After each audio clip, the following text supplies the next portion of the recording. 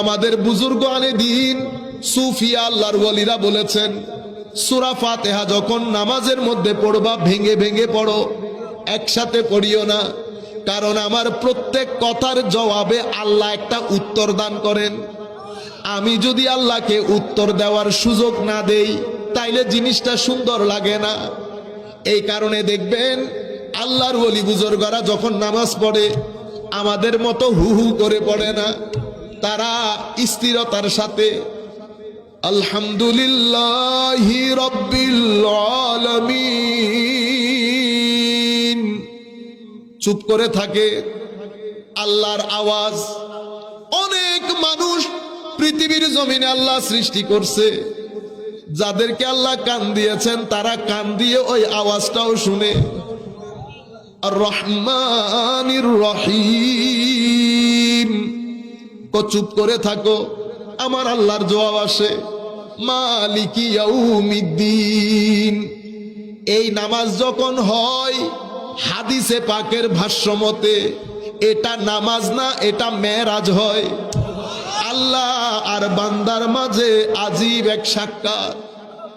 আল্লামা ইকবাল বলছেন, আজা আজল সে তেরি इश्क का एक तराना बनी,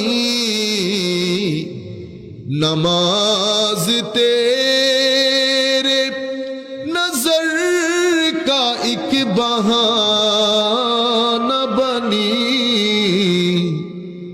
और रोजे आजल থেকে আজান আশেকদের জন্য আল্লাহ পাওয়ার একটা গান, আর নামাজ আশেকদের জন্য আল্লাহর সাথে সাক্ষাৎ করার একটা বাহানা মাত্র। এই জন্য আল্লামা ইকবাল বলছেন, যেই ইমামের নজর নাই এই নামাজও পড়িস না, এই ইমামের পিছনেও যাইস না। তেরে ইমাম বে নজর, তেরে নামাজ বে আসর, ऐसे नमाज से गुजर, ऐसे इमाम से गुजर। को তোমার নামাজি ইমাম, যে ইমামের পিছনে তুমি নামাজ পড়ছো, হুজুরি না তার আছে না তোমার আছে, তো এমন নামাজ পড়িও না যেই নামাজের মধ্যে হুজুরি না থাকে। নামাজ সবাই পড়ে কিন্তু নামাজের মধ্যে বিয়াদবি করিও না। এই জন্য সুফিয়ায়ে কেরাম বলছেন, কিছু নামাজি আছে মুকাররব। এরা কারা? তো এরা যখন যায় নামাজের মধ্যে থেকে আল্লাহু আকবার বলে, এই ব্যক্তিও নামাজে, এই ব্যক্তির ভিতরও নামাজে, মনও নামাজে। নামাজের মধ্যে আশেক মাশুকের এক আজীব খেলা চলছে। এই নামাজ ওই ব্যক্তিকে প্রত্যেক দিন একটু একটু করে আল্লাহর নৈকট্যে নিয়ে যায়। আল্লাহ তাকে নিজের বন্ধু হিসেবে গ্রহণ করে। আর কিছু নামাজিকে বলে নামাজি মুফলেহ, এরা সফল, এরা সাকসেস। কিরকম? কোরআনে পাকের মধ্যে আমার আল্লাহ বলছেন, কদ আফলাহাল মুমিনুন আল্লাযীনা হুম ফি সালাতিহিম খাশিউন। ওই নামাজি সফল যেই নামাজির নামাজের মধ্যে খুশু এবং খুদু আছে। খুশু খুদু মানে কি?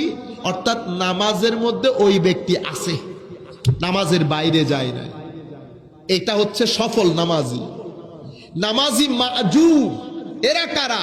তো এরা হচ্ছে, এ চাই মন ভিতরে থাকুক, মন চাই বাইরে যেতে, এ চাই মন ভিতরে থাকুক, দুইজনের মধ্যে একটা যুদ্ধ চলে। এটা মুসল্লি মাজু। আরেকটা মুসল্লি কোনটা? এটা মুআকাব। এটা নামাজের কারণে আল্লাহ তাকে শাস্তি দান করবে। এটা কোন ব্যক্তি? যেই ব্যক্তি নামাজের ওয়াক্ত খেয়াল করে নাই, আদাব খেয়াল করে নাই, নামাজের রুকন আরকান খেয়াল করে নাই, দপাদপ নিজের কাজের মধ্যে ছিল, শেষ বিকালে গিয়ে আসর, আসর পড়তে পড়তে মাগরিব, খেয়াল তার দুনিয়াতে, খেয়াল ব্যবসায় চাকরিতে, ম্যাক্সিমাম নামাজ ছুটে যায়, নামাজের আদব খেয়াল করে না, আর যা করে সেটা মানুষকে দেখানোর জন্য করে। এমন নামাজিকে কি বলে? তো এমন নামাজি আমার আল্লাহ বলছেন ফাওয়াইলুল লিল মুসাল্লিন, এই মুসল্লি ধ্বংসপ্রাপ্ত হোক। এই মুসল্লির নামাজের কোনো দরকার নাই।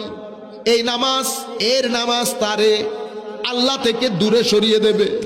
নামাজ আল্লাহ থেকে তাকে দূরে সরিয়ে দেবে। এরপরে কি? তো এরপরে ফাওয়াইলুল লিল মুসাল্লিন আল্লাযীনা হুম আন সালাতিহিম সাহুন আল্লাযীনা হুম ইউরাউন ওয়া ইয়ামনাউনাল মাউন। আর যারা যাকাত তো দেয় না, ছোট্ট একটা জিনিসও মানুষকে না খুঁজলে দেয় না। তো সূরা মাউনের মধ্যে মুনাফিকের আলামত 4টা বর্ণনা করা হয়েছে না? একটা হচ্ছে কৃপণ, তাইলে মুমিন কখনো কৃপণ হয় না। আর একটা হচ্ছে মানুষকে অসহযোগিতা করা, মুমিন কখনো এই ধরনের হয় না। আরেকটা হচ্ছে মানুষকে দেখানোর জন্য নামাজ পড়া, আমাদের মধ্যে যদি থাকে আমরা এই কাজ আর করবো না। আরেকটা হচ্ছে সামান্য একটা জিনিস না খুঁজলে দেয় না, যাকাতও দেয় না, এই হচ্ছে মুনাফিকের আলামত। এরপরে আল্লাহ সূরা কাউসার শুরুতেই কি করেছেন? ইন্না আতাইনাকা আল কাউসার, হাবিব আপনাকে আমি কাউসার গিফট করেছি, আতা করেছি। বাস আপনি কৃপণতা করিয়েন না, যার যা প্রয়োজন আপনি কাউসার থেকে দান করেন, আপনি কাউসার থেকে দান করেন।